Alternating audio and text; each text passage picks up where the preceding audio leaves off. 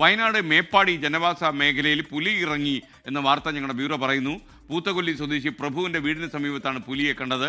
അതിൻ്റെ ദൃശ്യമാണ് പ്രേക്ഷകർ ഇപ്പോൾ സ്ക്രീനിൽ കാണുന്നത്. പുലി പതുക്കെ നടന്നു വരികയാണ്. പതുക്കെ വന്നുകൊണ്ടിരിക്കുന്നു. പുലിയാണ്, ഇത് പുലിയാണ്. പുലി വനംവകുപ്പ് ഉദ്യോഗസ്ഥർ സ്ഥലത്ത് എത്തി പരിശോധന നടത്തി. പുലിയെ അവർക്ക് കാണാൻ പറ്റിയില്ല. വയനാട്ടിൽ നിന്ന് സുർജിത്ത് അയ്യപ്പത്ത് പുലിയുടെ കഥയുമായി നമുക്കൊപ്പം ചേരുന്നു. പറയൂ സുർജിത്ത്.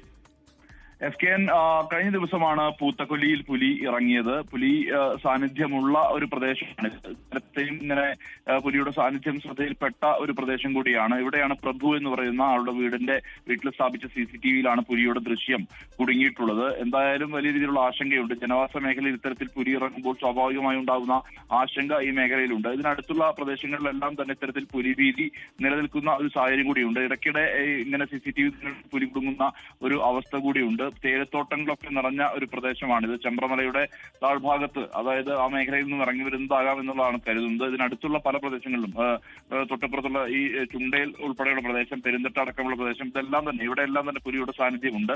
തേയിലത്തോട്ടങ്ങളുടെ അടുത്തുള്ള ജനവാസ മേഖലയാണ്. അവിടെയെല്ലാം തന്നെ ഇങ്ങനെ പുലിയുടെ സാന്നിധ്യം ഇടയ്ക്കിടെ എന്നുള്ളതും ആശങ്ക ജനിപ്പിക്കുന്നുണ്ട്. വനംവകുപ്പ് ഉദ്യോഗസ്ഥർ പരിശോധന നടത്തിയൊക്കെ നൽകിയത് പുലി മടങ്ങുകയാണ്.